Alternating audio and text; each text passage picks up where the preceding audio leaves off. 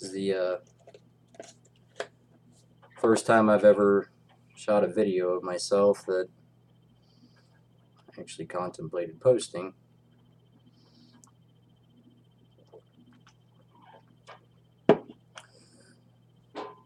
As the title suggests, I'd like to talk about my experiences with anxiety, depression, and OCD. It's really kind of funny. I'm sitting here talking to myself, looking at myself in my huge 27-inch screen, and I feel almost as nervous as though I'm talking to a group of people.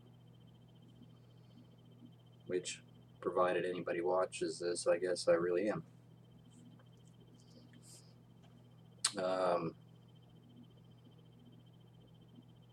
That's actually one thing that I've always struggled with, was public speaking. So I guess even if this doesn't help anybody, maybe it'll help me get more comfortable.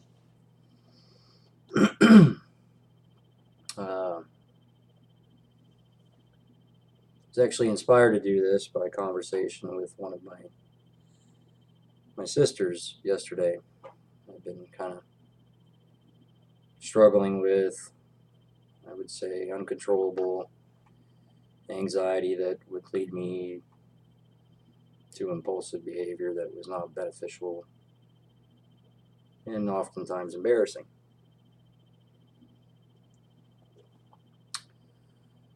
So her and I didn't grow up together, and although we do know each other fairly well, I wasn't aware that she had been suffering severely for quite a while, and it was enlightening to talk to her about it, because from the outside in, she looked as though to be somebody that had everything together. Very pretty, long-term steady relationship, nearly finished with her master's degree and already has a job lined up. So it became apparent to me that it's certainly not something that only afflicts people who are down and out, which is the, I guess, typical assumption about people who complain about depression and anxiety. It also showed that the often assumed condition of people from outward appearances is not representative of what they're truly dealing with.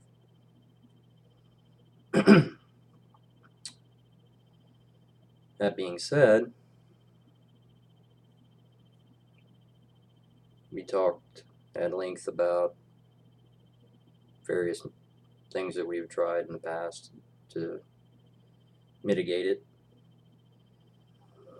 What had worked, what hadn't, what caused us to maybe, you can see my dog really respecting my furniture back there.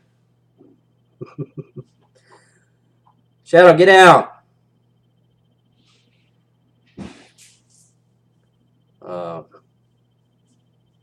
That's what I put up with on a daily basis.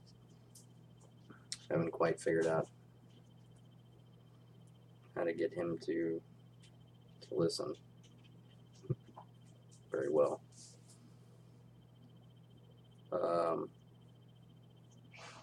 God, this is a really rambling video. I didn't really have much planned out when I started it.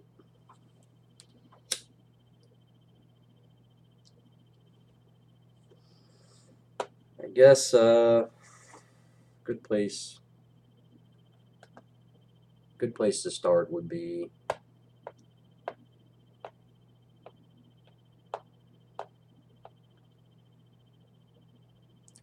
maybe I'll start in the most recent and work backwards, since this has been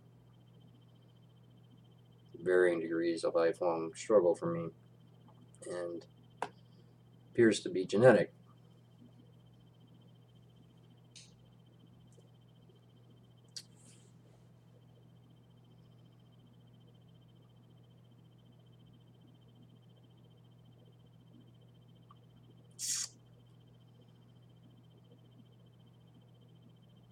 Go back to about 22 years old. I would have been,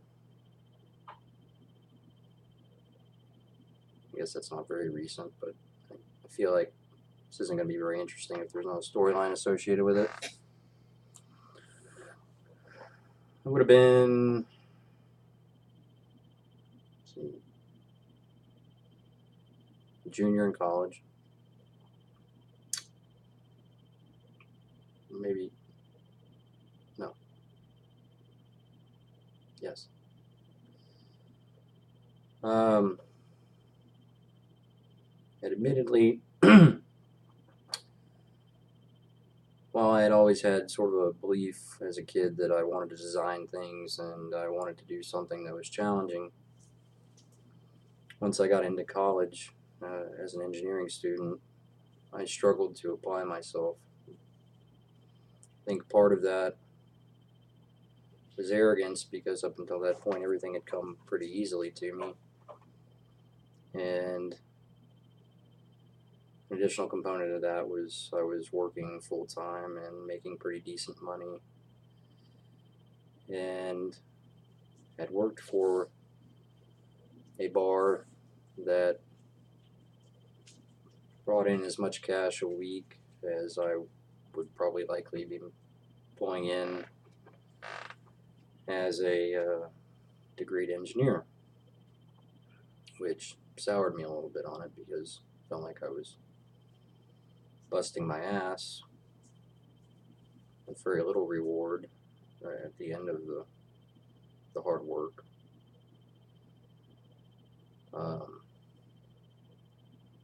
Especially considering that I was already interning in that field, and it certainly wasn't as glamorous as I had anticipated it being.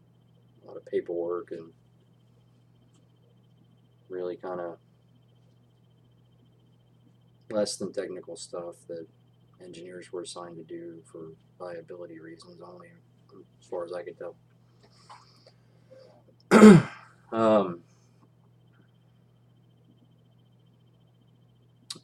So because of my lack of effort, I did struggle in a few classes, and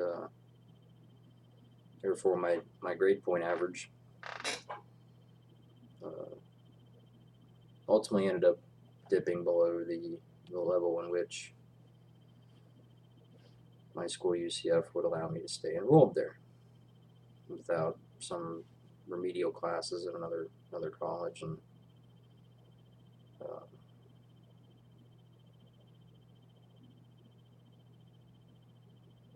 some arbitrary acceptance criteria at some point in the future, and then a probationary period where you're only allowed to take a few classes.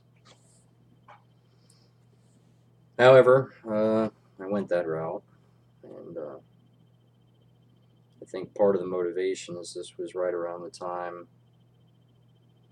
my grandmother said to me that perhaps I wasn't smart enough to be an engineer, and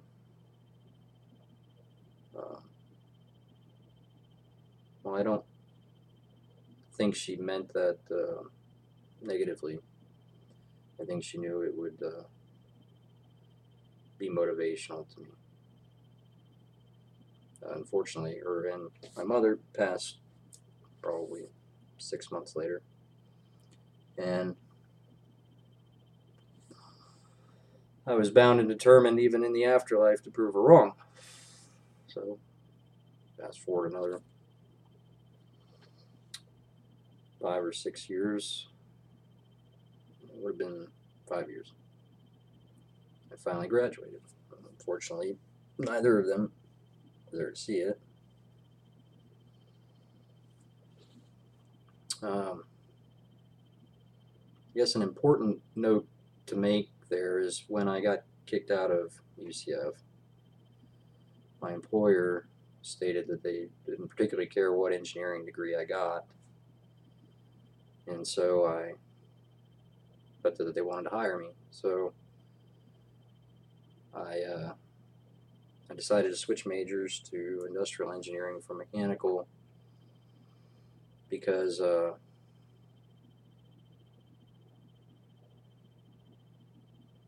thought it'd be a little easier and I could get out a little faster. ultimately, to me, the goal was to get a job. But while all that was going on, I could feel a little part of myself really kind of die, because I was taking the easy way out rather than the path that I knew I truly would have had pride in. And that's sort of what I guess I wanted to talk about today. Like I said, I've struggled with anxiety, I've struggled with depression, but I've also struggled with, and I think it's hard to say which is first, meaninglessness. I think that a lot of people who don't understand why they're depressed or anxious are also suffering from the same thing. And I think in our day and age, which is very different from even 3 generations ago, as far as how much contact people generally have with their extended families, how many families stay together, how close you are with your neighbors, for that matter. I think a lot of us struggle nowadays because we live more isolated lives than previous generations. And we're also more susceptible to impulsive behavior, to mute or dissatisfaction, let's say. Because we don't really have anybody around pointing out we're fucking up. And if you're well practiced at it, you can at least sufficiently hide it from people at work or your friends.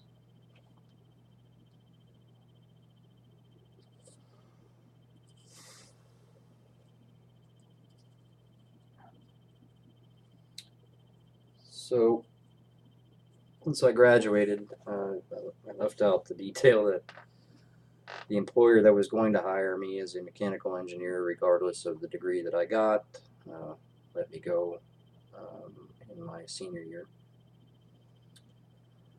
Due to my own fucking up, partially.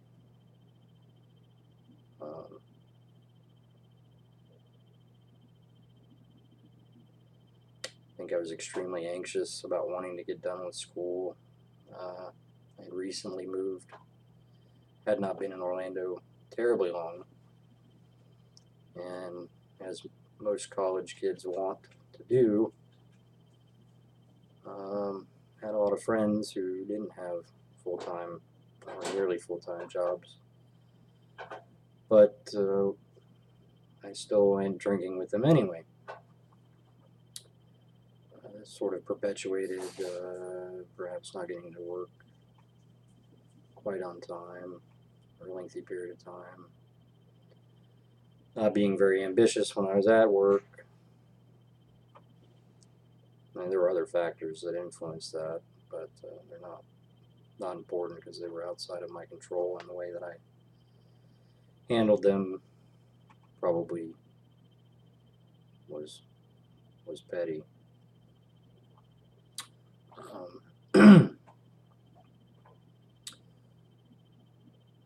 So that happened, but then I was far enough along in the industrial engineering degree that it didn't seem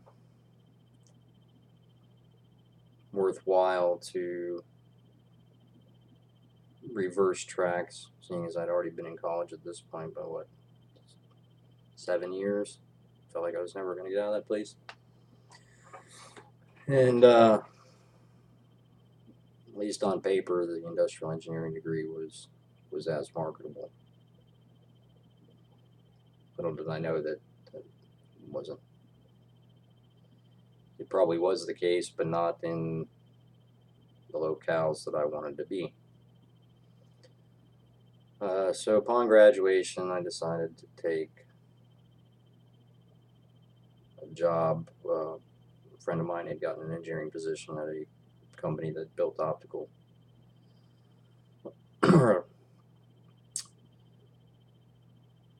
optical assemblies, let's just say. Uh, Not important. They didn't have any openings, but he put in a recommendation for me, and his boss hired me on as an intern, making less money than I was making as an intern in college. But the job market was pretty scarce at the time, and I was happy to have a regular job, but soon became pretty disenchanted that I had spent 8 years in college and was making as much money as a pizza delivery driver. Continued to party with them as a means, I think, of an escape from that reality. Not wanting to, I guess, why is all this important? You know, it sounds like a sob story. And I guess in some regard it is, but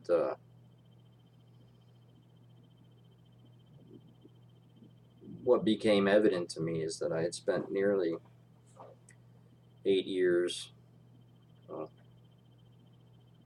if you consider high school and my lackadaisical approach there,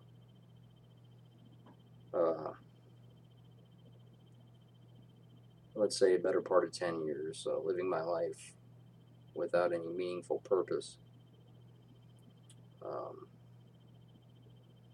Not treating myself as somebody that I cared about, and sort of going through the motions because the family wanted me to go to college. For whatever reason, I had lost interest in academia sometime around first year of high school. I used to be a pretty good student.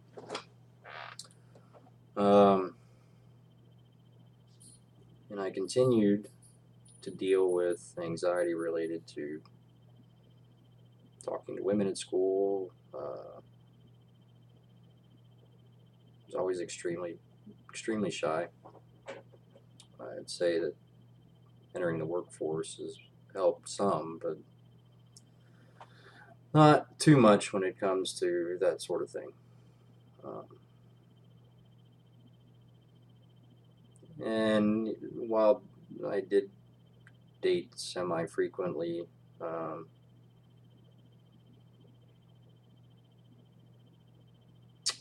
think my lack of ability to assert myself actually had a negative impact on most of the relationships that I'd had. And I knew that lack of assertion was anxiety, rejection anxiety, or say a negative belief in myself. It's kind of contradictory, isn't it? A negative view of myself, even in some scenarios, a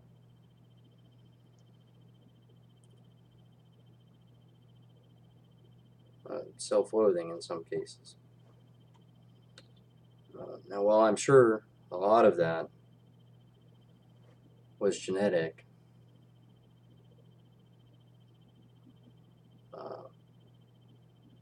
I think a lot of it could have been overcome by not consistently letting myself down. And what do I mean by that? Most of the decisions that I was making were, like I said, either the wishes of others or laziness on my behalf, or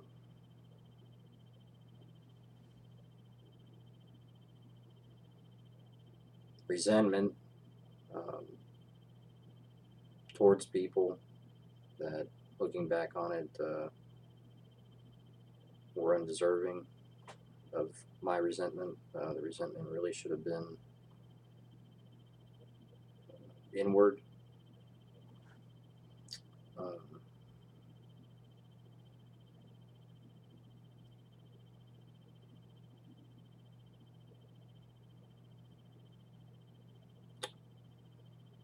essentially I wasn't taking responsibility for my life. I mean, on paper, you could say, look at all the accomplishments,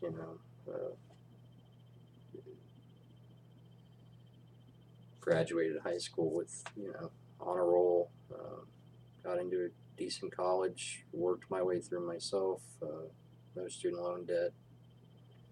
It was fairly uncommon for people, even when I was going 10 years ago.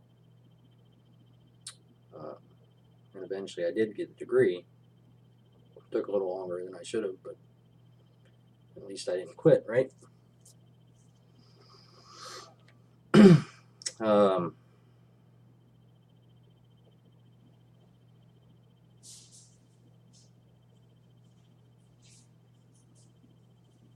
but all along the way, whether it was being impulsive and drinking to make myself feel better, or at least temporarily, but I think ultimately ending up making myself feel worse, and then that also causing other impulsive behavior that impacted my relationships negatively with people. On top of embarrassing myself on quite a few occasions, it's only added continually to the anxiety, because it's my belief that especially men, probably everybody, especially men, really require that they have responsibilities and that they're adhering to them. A lot of that belief comes from a lot of the Jordan Peterson lectures I've been watching lately, as well as reading his book. And it really helped me to come to this realization, because I think for a long time, bearing the burden of the fact that most of the problems in my life were self-caused was not something that I was willing to do, and I think it's hard for everybody to do.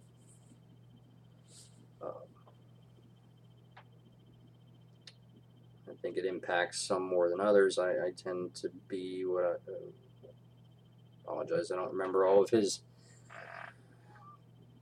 personality type categorizations, but I think that I would be a combination of industriousness and have a combination of pretty high industriousness and very high agreeableness, as well as neuroticism, which is marked by a lot of negative emotion, or somebody who's predisposed to a lot of negative emotion.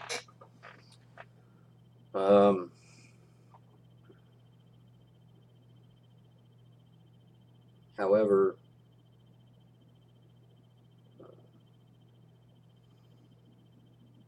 some of the ways that he recommends and I've been trying and I think definitely are working. Now, granted, they're all, the idea is to take small steps. It's not going to be a major transformation over time. But one is, I mean, the joke is he always says clean your room, but the idea behind that is if you can't master that small domain, what makes you think that you have any right or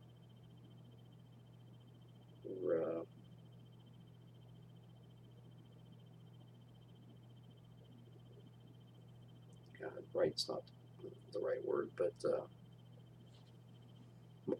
why would you think that you would be entitled to muck about with a complex system, such as a large organization, or even, as is evidenced by many activists who are young and haven't yet gone out into the world, entire governmental systems that rely heavily on very competent people who have clean rooms, as well as are extremely sacrificial to get what they want, and you know, are not the villains that they're always made out to be, it seems. I think a lot of our resentments are directed outwardly, and they perhaps need to be directed inwardly, and really need to understand if we're truly doing what we believe would make, not happy, but give us the best chance of having the life that we would like to have, I guess, is kind of point.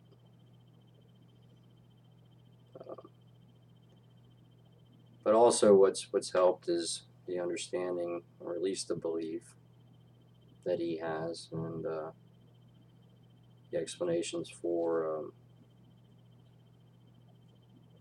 which this is not new information to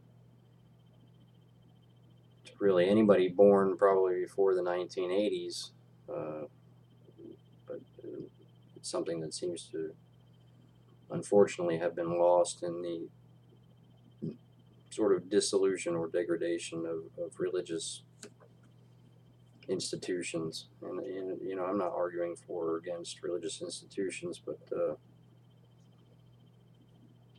sort of the childish explanation for their existence really doesn't seem to stand up against the obvious positive benefit they at least had at one time, you know, along with plenty of negative benefits.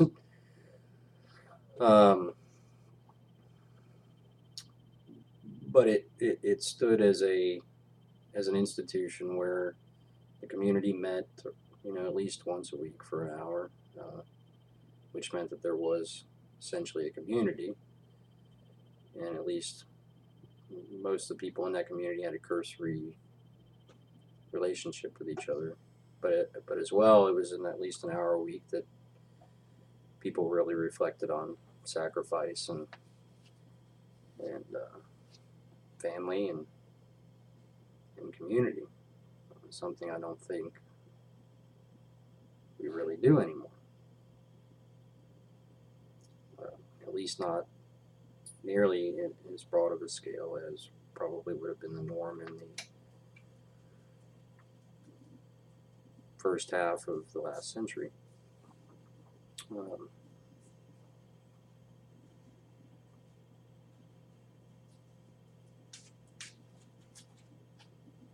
what's the point of all this? I don't really know. I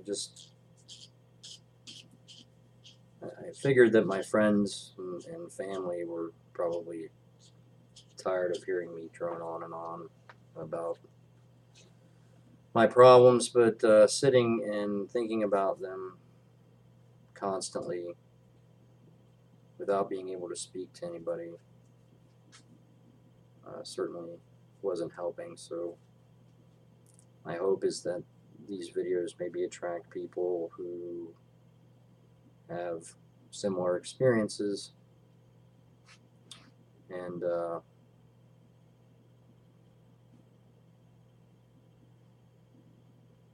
therefore perhaps we could have a more beneficial dialogue.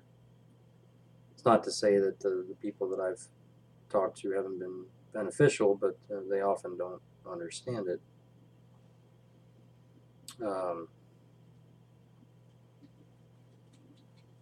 And certainly don't believe that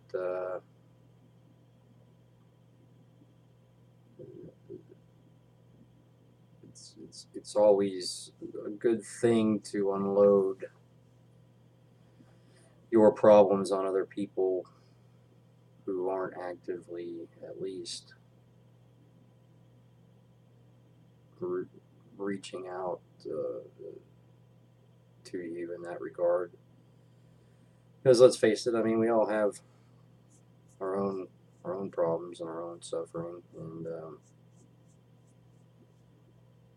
probably the last thing most people want to do is take on somebody else's as well.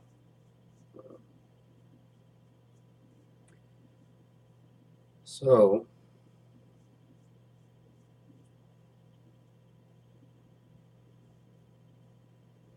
what am I doing currently to try and help my anxiety and my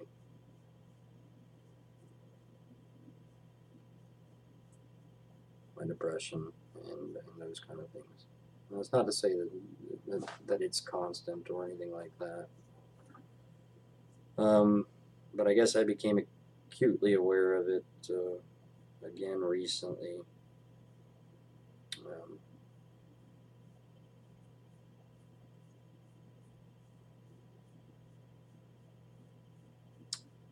Just had an uncontrollable, extreme, anxious feeling for a period of 8-9 hours that I couldn't seem to manage. So I really thought it was time to reflect on it and go back and watch some of Jordan Peterson's videos and really look at what I was doing.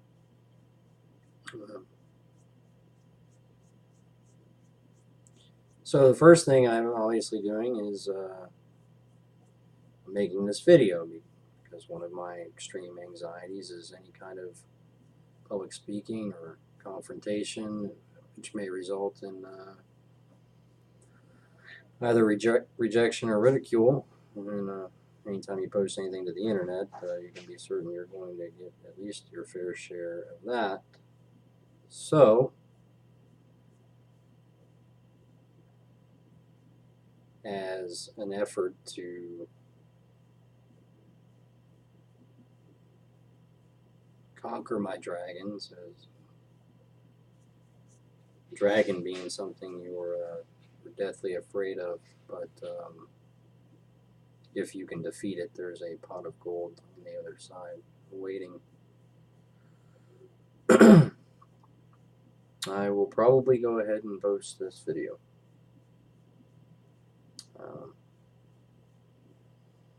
The other thing that I did, at least partially, is not very evident by the mess in this room, is cleaned my house again, top to bottom. It had gotten to a point at my worst where it wasn't presentable to bring anybody over here, which again doesn't make you feel very good about yourself, and certainly doesn't help the anxiety. Thirdly,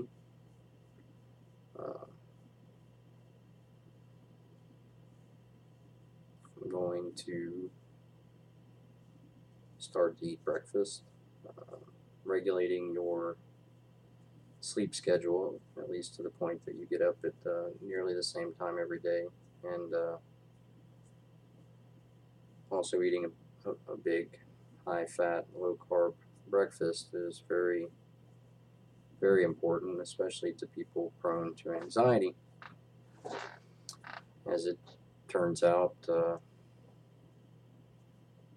if you skip lunch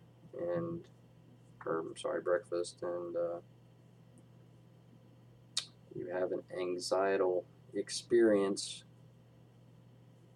within that time frame before lunch, your body tends to have a hypoglycemic response, if I'm remembering correctly from one of Jordan's lectures. And that throws your entire nervous system out of whack until the next time you go to sleep. So, as a person who has not eaten breakfast since probably the year 2000, I am going to give it a shot. I am also going to start drinking more water and attempting at least I hate to speak in absolutes about any of this because God knows you certainly cannot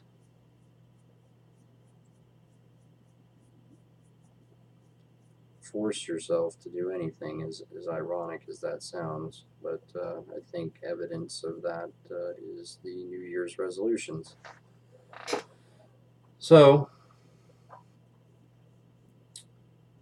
I'm going to try and limit my intake of caffeine and alcohol. Um, Now I can say, and as well as increase the amount of exercise that I'm getting. I did this fairly well for about a month and a half around the beginning of the year, and I quickly lost quite a bit of weight. My mood quickly improved. The anxiety seemed to lessen. Feedback at work got better. Um, but as is the case, we all do have a nature, I suppose, and I can't remember exactly what kind of caused me to go back in the opposite direction again, but nonetheless, it happened. So take that as a lesson, not to beat yourself up about it, but rather to acknowledge that that's the case and take responsibility for it. Another thing that I'm doing is really thinking about the kind of life that I want to have, and what that would entail. Um, I'm fairly happy with the job I currently have. Um, I have the car that I want. I may like to own a new house. I rent this one, and it's only got one bathroom, so that's a stickler for me. Um, Plus, it has a tendency to flood in the summertime a little bit. um, I would like to work towards a romantic relationship, and I would like to get a hold of my health. Obviously, I'm still smoking, and that's not particularly beneficial to me or particularly attractive to most people who would consider a romantic relationship with me. From not just simply because of the stink, but one would think that they would hope that I'd be around a while. Um,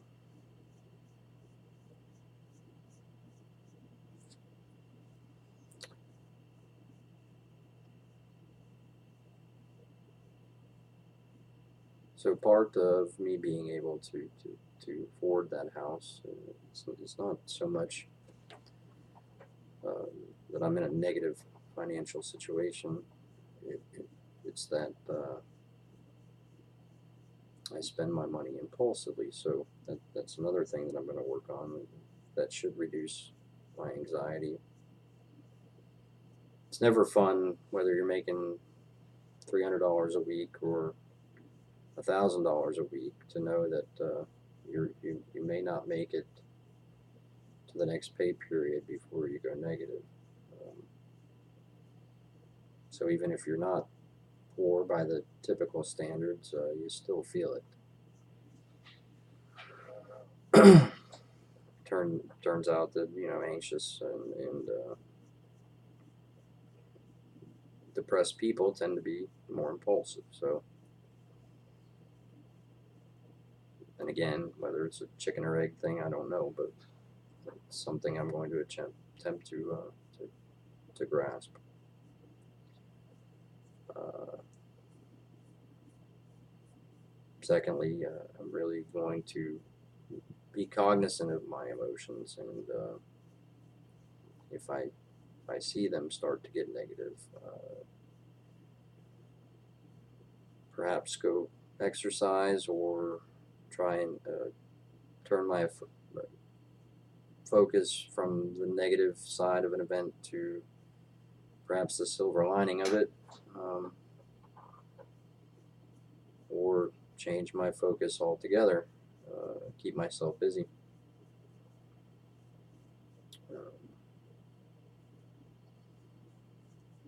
The reason I'm making this video now as opposed to some hypothetical time in the future when I'm better and have all of the things that I could ever want, and you know, really prove to you guys that the things that I did worked, is because I always find that those kind of videos to be quite condescending. You know, I wouldn't say I'm at the worst stage of my depression or anxiety by leaps and bounds right now.